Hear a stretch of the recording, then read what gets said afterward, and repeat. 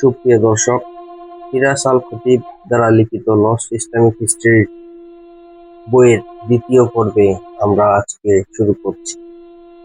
দ্বিতীয় অধ্যায়, রাসূল সাল্লাল্লাহু আলাইহি সাল্লামের জীবন। নবী হযরত মুহাম্মদ সাল্লাল্লাহু আলাইহি সাল্লাম 570 সনে মক্কায় জন্মগ্রহণ করেন। কুরাইশ বংশের বনু হাশিম গোত্রে তার জন্ম হয়। কুরাইশরাই ছিল তখনকার মক্কার নিয়ন্ত্রক। মক্কা সে সময় গোটা আরব ব্যবসা ও ধর্মীয় কর্মকাণ্ডের মূল কেন্দ্রবিন্দু ছিল। লোহিত সাগর থেকে ৮০ কিলোমিটার দূরে উত্তর-দক্ষিণ বাণিজ্য রুটের গুরুত্বপূর্ণ একটি স্থানে মক্কার অবস্থান হওয়ায় উত্তরে রোমান এবং দক্ষিণে ইয়েমেনের সাথে মক্কার মানুষের বেশ ভালো যোগাযোগ ছিল। যদিও রোমান বা ইয়েমেনের সংস্কৃতি থেকে মক্কা ছিল সম্পূর্ণ আলাদা। মক্কার চারপাশে হাজার হাজার কিলোমিটার জুড়ে মরুভূমি থাকায় বিদেশি কোনো পরাশক্তি কখনো এর উপর নিয়ন্ত্রণ ও আধিপত্য প্রতিষ্ঠার চিন্তা করেনি। আর সে সুযোগে মক্কার একটি স্বতন্ত্র পরিচয় বেড়ে ওঠে। বিষয়টা খুবই অদ্ভুত, কেননা মক্কার সাথে যেমন আন্তর্জাতিকভাবে অনেক দেশের সাথে যুক্ত ছিল, ঠিক তেমনি এটা অনেকটা বিচ্ছিন্নও ছিল। তবে ধর্ম প্রসঙ্গে বলতে গেলে মক্কা ছিল গোটা আরবের মূল আকর্ষণের জায়গা। কারণ মক্কায় ছিল কাবা, যাকে তীর্থস্থান হিসেবে বিবেচনা করে গোটা আরব থেকে মানুষজন মক্কায় আসত। তাই মক্কা একদিকে যেমন বাইজেন্টাইন এবং পারস্যের নিয়ন্ত্রণের বাইরে ছিল, আবার একই সাথে তা গোটা আরবের জনমানুষকে প্রবলভাবে প্রভাবিত করত। আর ইসলাম যখন এখানে পুনরায় আবির্ভূত হয়, তখন এ দুটো বাস্তবতাই স্বাভাবিক চ্যালেঞ্জ হিসেবে সামনে চলে আসে। প্রাথমিক জীবন। মুহাম্মদ সাল্লাল্লাহু আলাইহি সাল্লামের প্রাথমিক জীবন ছিল সংগ্রামমুখর, কষ্টে পরিপূর্ণ। মক্কার উত্তরে ইয়াসরিবে একটি বাণিজ্য যাত্রায় গিয়ে পিতা আবদুল্লাহ তার জন্মের আগেই মারা যান, আর মা আমিনা মারা যান যখন তার বয়স মাত্র 6 বছর। এরপর থেকে তিনি দাদা আব্দুল মুত্তালিবের কাছে লালিত পালিত হন। 2 বছর পর দাদাও মারা যান। মুহাম্মদ সাল্লাল্লাহু আলাইহি সাল্লামের দায়িত্ব নেন চাচা আবু তালিব। কুরাইশের মতো সম্ভ্রান্ত একটি বংশে জন্ম নেয়ার পরও মুহাম্মদ সাল্লাল্লাহু আলাইহি সাল্লাম খুব দুঃখ ও সচ্ছলতার মধ্য দিয়ে বড় হন। তিনি ছিলেন এতিম এবং জন্ম নিয়েছিলেন বনু হাশিমে। কুরাইশদের মধ্যে বনু হাশিমকে অপেক্ষাকৃত কম শক্তিশালী হিসেবে বিবেচনা করা হতো, অর্থাৎ তিনি শাসক বংশীয় ছিলেন না। ফলে হযরত মুহাম্মদ সাল্লাল্লাহু আলাইহি সাল্লাম কখনো আভিজাত হিসেবে গণ্য হননি। ছোটবেলা থেকে তিনি চাচা আবু তালিবের সাথে বেশ কয়েকবার সিরিয়ায় বাণিজ্য যাত্রায় যান এবং আরবদের ঐতিহ্যবাহী যাযাবর জীবনযাত্রার সাথে অভ্যস্ত হন। ব্যবসায়িক লেনদেনে অত্যন্ত সৎ এবং স্বচ্ছ হওয়ায় তিনি অল্প বয়সেই আস-সাদিক বা সত্যবাদী এবং আল-আমিন বা বিশ্বস্ত হিসেবে পরিচিতি লাভ করেন। সে কারণে কুরাইশরাও তাকে সম্মান করত এবং তার কাছে আমানত রাখত। মুহাম্মদ সাল্লাল্লাহু আলাইহি সাল্লাম যখন বয়স 20 বছর, তখনই তিনি দক্ষ ব্যবসায়ী হিসেবে পরিচিতি পান। তিনি খাদিজা নামে একজন সম্পদশালী বিধবার অধীনে কাজ করতেন। খুব কম সময়েই নিজের সততা ও আমানতদারিতার জন্য তিনি খাদিজার মনোযোগ আকর্ষণ করেন। মুহাম্মদ সাল্লাল্লাহু আলাইহি সাল্লামের বয়স যখন 25 বছর, তখন খাদিজা তাকে বিয়ের প্রস্তাব দেন এবং তিনি তা গ্রহণ করেন। যদিও এ বয়সে তিনি খাদিজার তুলনায় ছিলেন বেশ ছোট। সে সময় মক্কায় মূর্তি ও বহু ঈশ্বর পূজা প্রচলিত থাকলেও মুহাম্মদ সাল্লাল্লাহু আলাইহি সাল্লাম কখনো কুরাইশদের সাথে এসব আচারাদিতে অংশ নেননি। তখনও অল্প কিছু আরবদের মনে হযরত ইব্রাহিম ও ইসমাঈল আলাইহিসসালামের এক আল্লাহর দাসত্বের শিক্ষা জাগরুক ছিলেন। তারা কুরাইশদের প্রচলিত পাথর বা কাঠের মূর্তি পূজাকে কখনোই মানতে পারত না।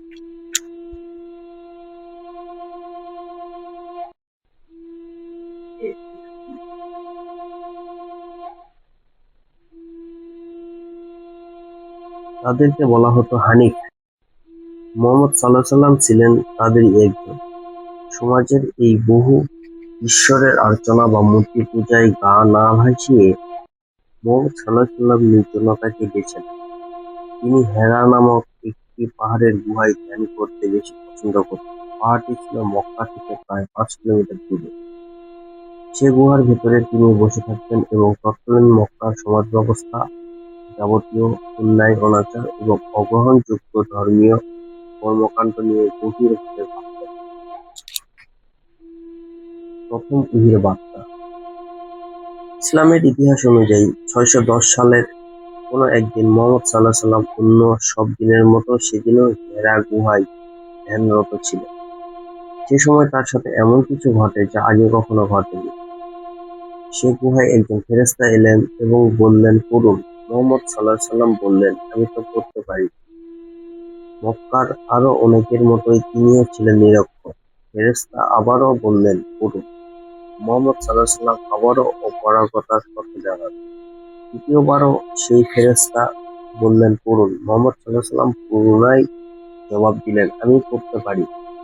তখন ফেরেশতা আল কুরআনের সেই আয়াতগুলো পড়ে শোনালেন, যা ওহী হিসেবে আল্লাহর পক্ষ থেকে মুহাম্মদ সাল্লাল্লাহু আলাইহি সাল্লামের উপর নাযিল হয়েছিল।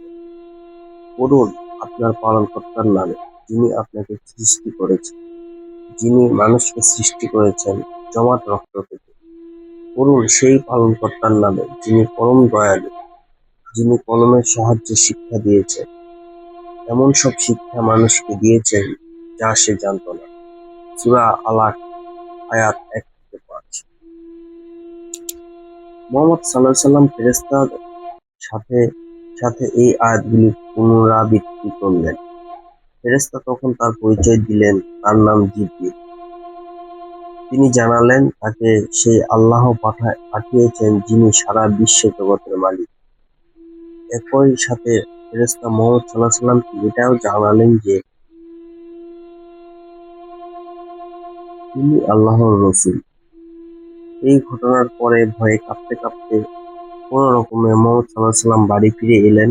তার স্ত্রী খাদিজা তাকে সান্ত্বনা দিলেন এবং বুঝালেন গুহাতে যা ঘটেছে বলে মুহাম্মদ সাল্লাল্লাহু আলাইহি সাল্লাম বলেছেন তিনি তার সবই বিশ্বাস করেছেন। খাদিজা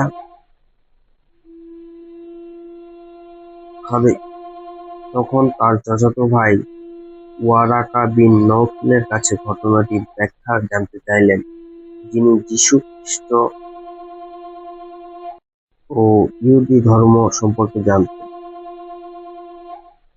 তিনিও সাথে সাথে ঘটনাটি বিশ্বাস করলেন এবং মুসা ও ঈসা আলাইহিসসালামের মতো মুহাম্মদ সাল্লাল্লাহু আলাইহি সাল্লাম ও যে আল্লাহর একজন নবী তা মেনে নিলেন। স্ত্রী খাদিজা রাদিয়াল্লাহু আনহু ও ওয়ারাকা বিন নওফল থেকে এভাবে সান্ত্বনা ও সমর্থন পাওয়ার মাধ্যমে মুহাম্মদ সাল্লাল্লাহু আলাইহি সাল্লামের নবুয়তি মিশন সূচনা হলো এবং শুরু হলো তার নববী পথ চলা। প্রথম যে মানুষ মুহাম্মদ সাল্লাল্লাহু আলাইহি সাল্লামের নবুয়তের কথা জানলেন ও মানলেন এবং একই সাথে ঈমানও আনলেন তিনি হলেন হযরত খাদিজা রাদিয়াল্লাহু আনহু। খাদিজা রাদিয়াল্লাহু আনহু ঈমান আনার পরেই রাসূল সাল্লাল্লাহু আলাইহি সাল্লাম তার পরিচিত ও নিকটাত্মীয় সকলকে এ পথে আহ্বান করতে শুরু করলেন। তার ঘনিষ্ঠ বন্ধু আবু বকর, চাচাতো ভাই আলী এবং খালাতো পুত্র যায়েদ, যারা সবাই তাকে প্রচণ্ডভাবে বিশ্বাস করতেন, তারা সকলেই তাৎক্ষণিকভাবে ঈমান আনলেন এবং মুহাম্মদ সাল্লাল্লাহু আলাইহি সাল্লামকে নবী হিসেবে স্বীকৃতি প্রদান করলেন। তারা আবার তাদের কাছের মানুষদের দাওয়াত দিতে শুরু করলেন। এভাবে ঈমানদারের সংখ্যা ক্রমান্বয়ে বাড়তে থাকে। প্রত্যেক পশ্চাৎ ও সম্মুখের পরনিন্দাকারীর জন্য দুর্ভোগ।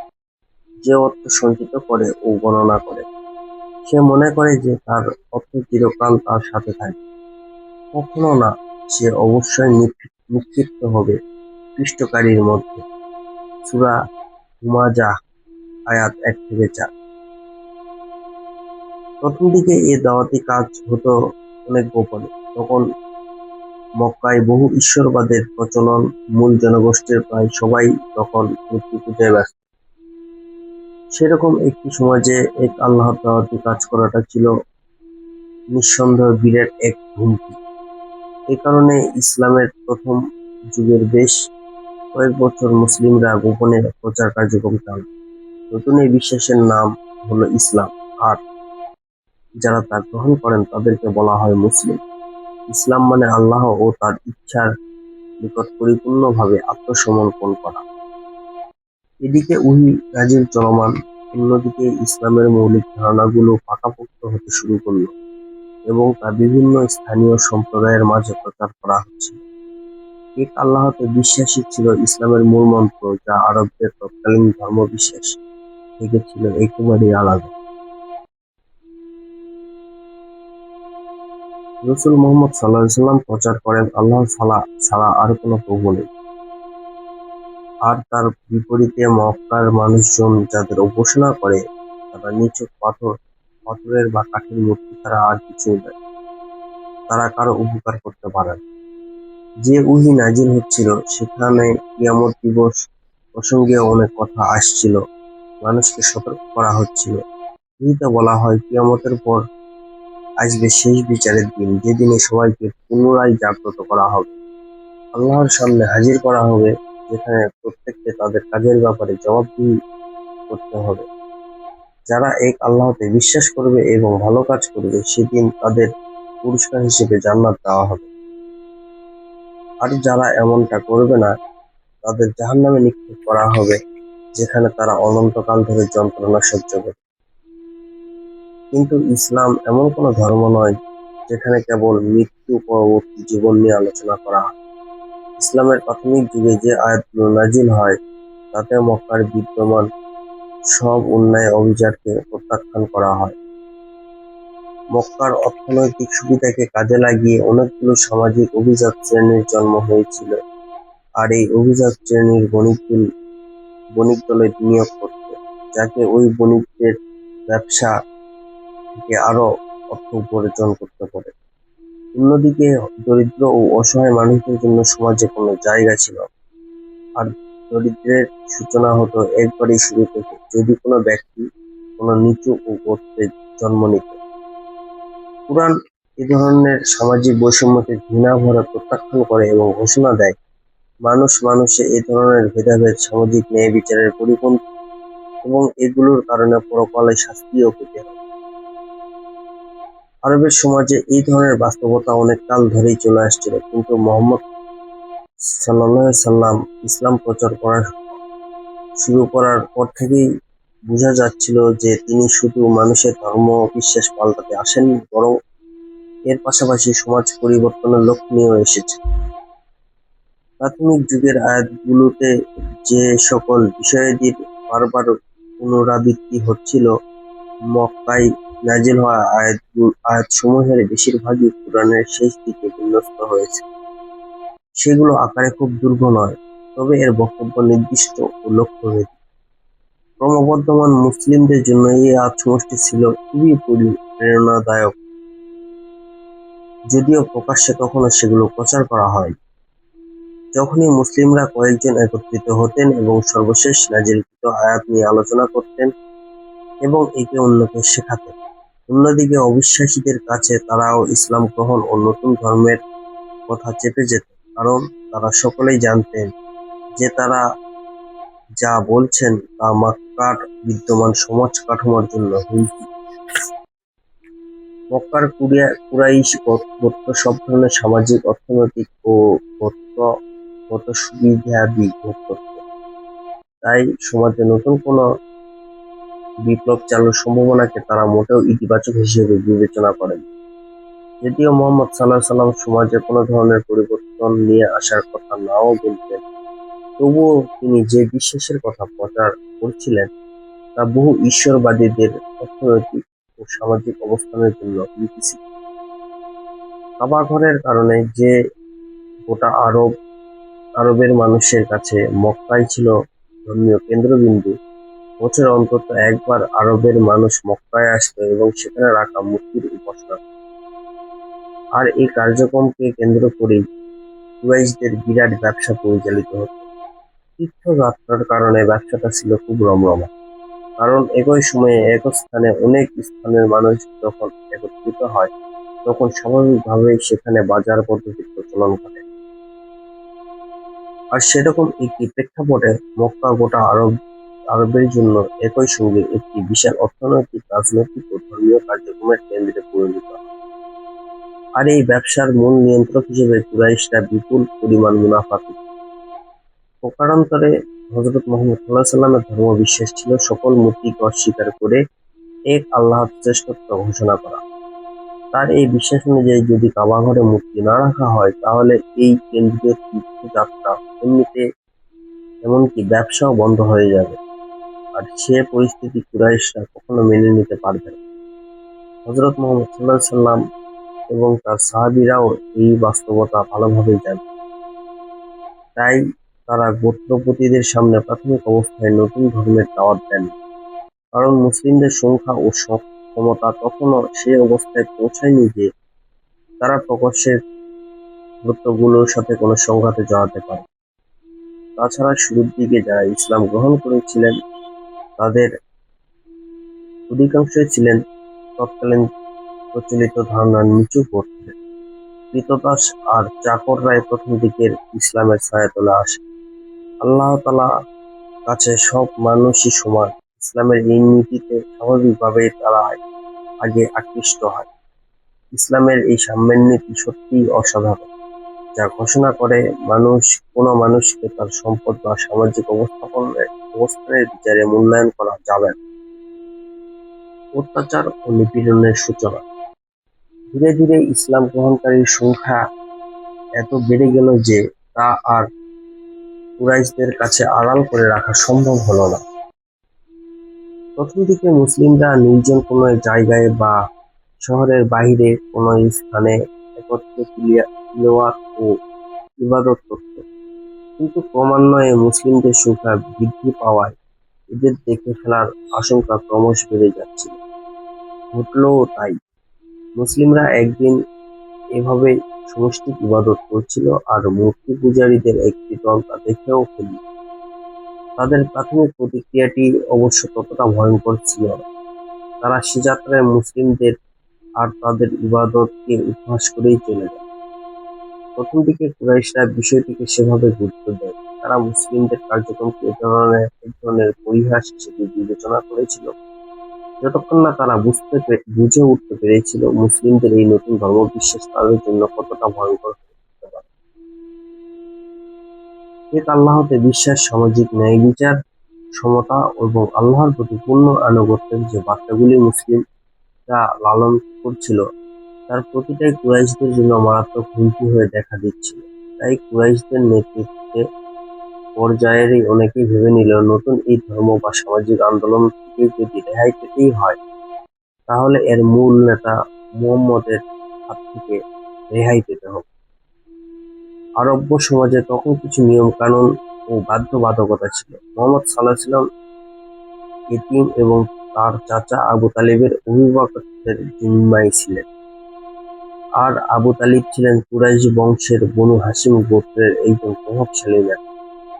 আবু তালিব নিজে ইসলাম গ্রহণ করেননি, কিন্তু আরব্য সমাজের নৈতিকতা এবং দায়িত্ববোধের যতটুকু জ্ঞান তার ছিল সে আলোকে নিজের ভাতিজার নিরাপত্তা দেওয়াকে তিনি কর্তব্য বলেই মনে করতেন।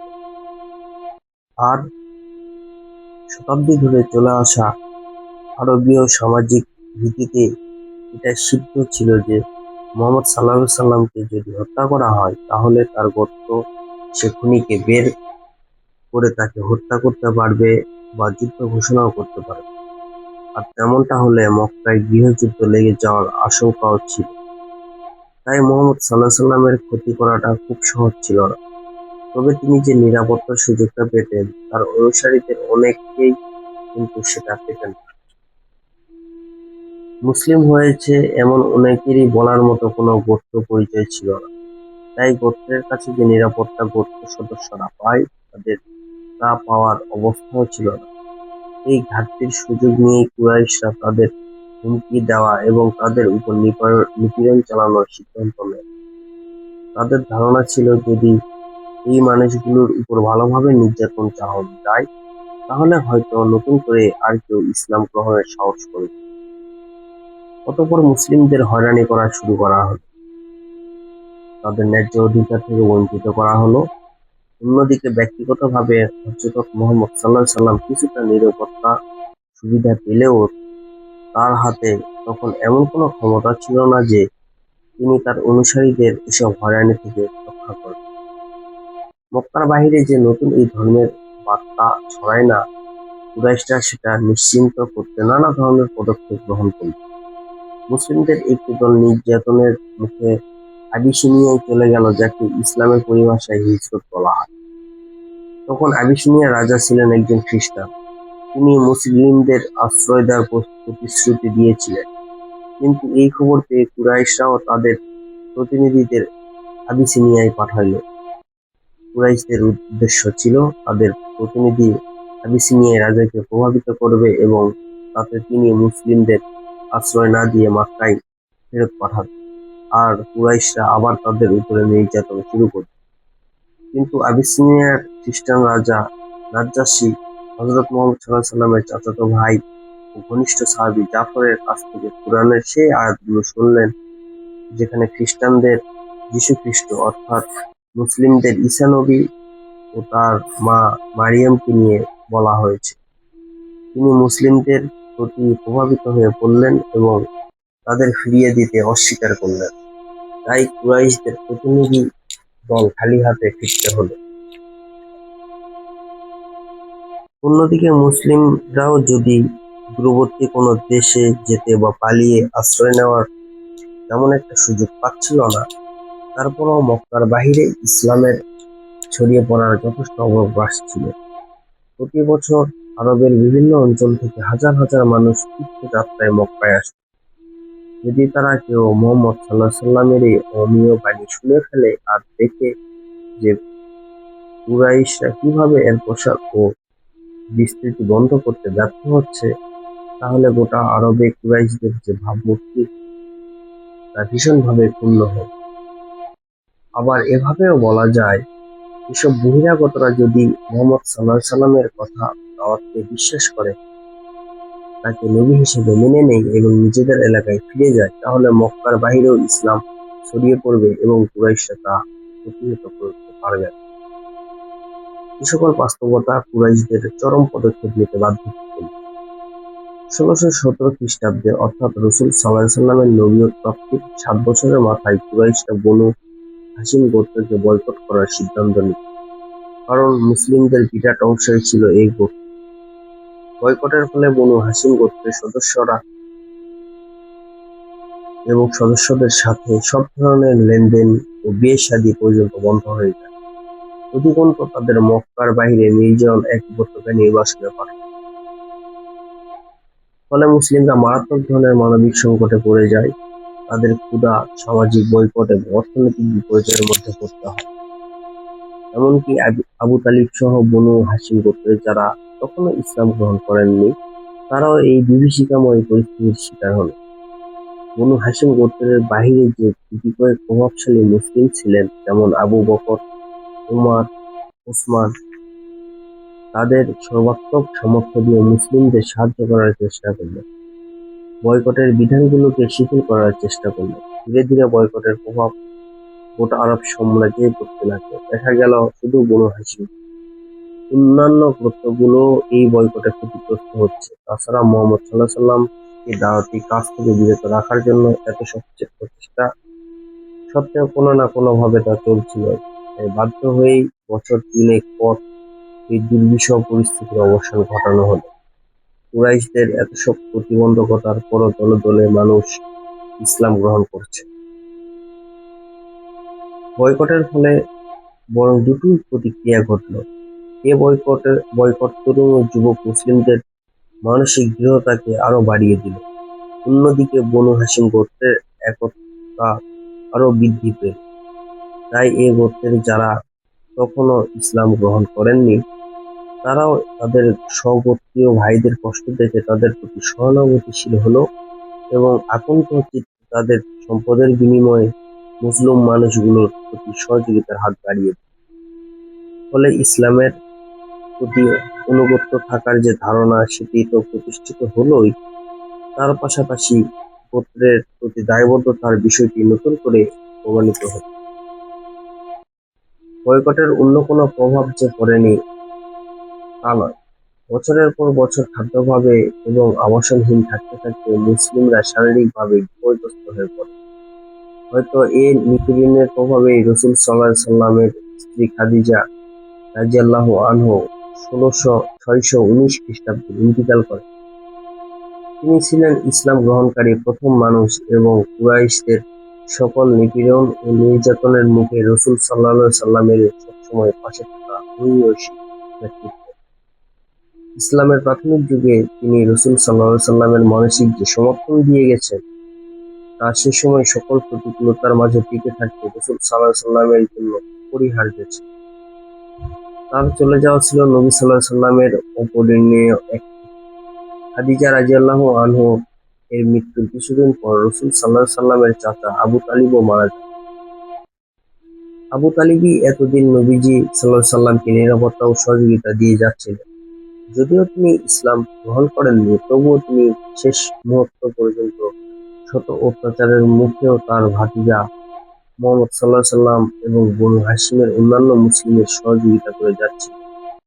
তার মৃত্যুতে রাসূল সাল্লাল্লাহু আলাইহি সাল্লাম মানসিকভাবে ভেঙে পড়েছিলেন। গোটা মুসলিম সম্প্রদায়ের জন্য এই মৃত্যু নিঃসন্দেহে বিরাট এক ক্ষতির কারণ হয়ে দাঁড়ায়।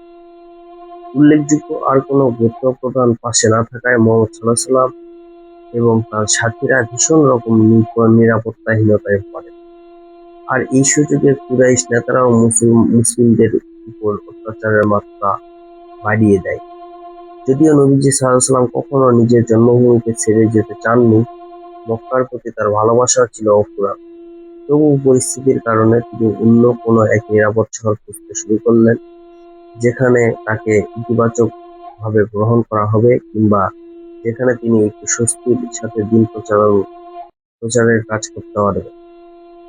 তার পছন্দের প্রথম বিকল্প স্থান হলো তায়েফ, যা সাকিফ নামক গোত্র নিয়ন্ত্রণ করত। তায়েফ ছিল মক্কা থেকে ৬৫ কিলোমিটার দক্ষিণ-পূর্বে। তায়েফে গিয়ে নবীজি সাল্লাল্লাহু আলাইহি সাল্লাম সেখানকার কর্তৃত্বপরায়ণ ৩ ভাইয়ের সাথে সাক্ষাৎ করেন। তারা নবীজি সাল্লাল্লাহু আলাইহি সাল্লামকে ফিরিয়ে দেয় এবং নিরাপত্তা দিতে অস্বীকার করে। অধিকন্তু তিনি যখন মক্কায় ফেরার পথে রওনা হলেন, তখন তারা নবীজি সাল্লাল্লাহু আলাইহি সাল্লামের উপর আক্রমণ করতে একটি গ্রুপকে লেলিয়ে দেয়। তারা তাকে পাথর মারে এবং জঘন্যভাবে গালমন্দ করে। তাদের পাথরের আঘাতে রাসূল সাল্লাল্লাহু আলাইহি সাল্লাম রক্তাক্ত হয়ে পড়েন। ইসলামের ইতিহাস থেকে জানা যায়, তার রক্তাক্ত অবস্থা দেখে ফেরেশতা জিবরাইল আলাইহিস সালাম নবীজির কাছে অনুমতি চান। যেহেতু তায়েফের লোকেরা রাসূল সাল্লাল্লাহু আলাইহি সাল্লামকে আঘাত করেছে, তাই তিনি চাইলে তায়েফের দুই প্রান্তের পাহাড়কে একত্র করে গোটা শহরকে পিষ্ট করে দেওয়া হবে। কিন্তু নবী সাল্লাল্লাহু আলাইহি সাল্লাম জিবরাইলকে তা করতে সম্মতি দেননি। বরং তিনি আশা প্রকাশ করেন, নিশ্চয়ই তায়েফের পরবর্তী প্রজন্ম ইসলামের ছায়াতলে আসবে। পরবর্তীতে ভারতীয় মুসলিমরা নবীজি সাল্লাল্লাহু আলাইহি সাল্লামের এই আচরণের আধ্যাত্মিকভাবে ভীষণভাবে প্রভাবিত করছিল। পরিবার ও প্রতিবেশীর গোত্রসমূহের কারো কাছে সমর্থন না পেয়ে এবং সাহাবীদের উপর দিন দিন অবর্ণনীয় অত্যাচার দেখতে দেখতে রাসূল সাল্লাল্লাহু আলাইহি সাল্লাম একসময় উপলব্ধি করলেন, ইসলামের অস্তিত্ব টিকিয়ে রাখতে হলে কিছু সাহসী সিদ্ধান্ত নিতে হবে। আর তখন এরকম একটি সিদ্ধান্ত নেওয়ার সুযোগ চলে এলো মক্কা থেকে প্রায় ৩০০ কিলোমিটার উত্তরের শহর ইয়াসরিব থেকে। ইয়াসরিবে সে সময় নেতৃত্বস্থানীয় দুই গোত্র ছিল, আওস ও খাজরাজ। এই দুই গোত্র নানা বিষয়ে নিজেদের মধ্যে দীর্ঘদিন ধরে দ্বন্দ্ব ও ফ্যাসাদে লিপ্ত ছিল। তা ৬১০ এর দশকে এসে মারাত্মকভাবে আকার ধারণ করে। তাদের এই সংঘাতকে আরো বাড়িয়ে দিচ্ছিল ইয়াসরিবে বসবাসরত ইহুদিরা। ইয়াসরিবে এর মধ্যে একজন আমানতদার ও সত্যবাদী ব্যক্তি হিসেবে নবী সাল্লাল্লাহু আলাইহি সাল্লামের সুনাম ছড়িয়ে পড়েছে। ৬২০ খ্রিস্টাব্দে ইয়াসরিবের বেশ কিছু প্রভাবশালী ব্যক্তি মক্কায় এসে রাসূল সাল্লাল্লাহু আলাইহি সাল্লামের সাথে দেখা করেন এবং তাকে ইয়াসরিবে যাওয়ার প্রস্তাব দেন। নবীজি সাল্লাল্লাহু আলাইহি সাল্লাম এই প্রস্তাব গ্রহণ করেন এবং সঙ্গীদের হিজরতের পরামর্শ দেন, কারণ তারা সেখানে অন্তত কুরাইশদের নির্যাতন থেকে মুক্ত থাকতে পারবেন। সাহাবীরা আল্লাহর রাসূলের নির্দেশ অনুসারে ইয়াসরিবে হিজরত করেন। আর সবার পরে রাসূল সাল্লাল্লাহু আলাইহি সাল্লাম তার ঘনিষ্ঠ বন্ধু আবু বকরকে সাথে নিয়ে 622 খ্রিস্টাব্দে মক্কা ছেড়ে ইয়াসরিবের উদ্দেশ্যে যাত্রা করেন। কুরাইশরা খবর পেয়ে তাকে হত্যার চেষ্টা করেছিল, কিন্তু আল্লাহর রহমতে তিনি সেই ষড়যন্ত্র থেকে নিজেকে হেফাজত করে হিজরত সম্পন্ন করতে সক্ষম। রাসূল সাল্লাল্লাহু আলাইহি সাল্লাম ইয়াসরিবে যা পরবর্তী সময়ে মদিনা মুনওয়ারা তথা মদিনা হিসেবে পরিচিত।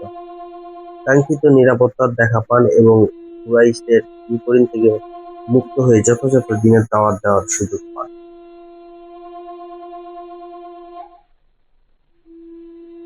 আজকের মতোই আমাদের ফিরাজ আল খতিব দ্বারা রচিত লস্ট ইসলামিক হিস্ট্রি দ্বিতীয় পর্ব শেষ হইল।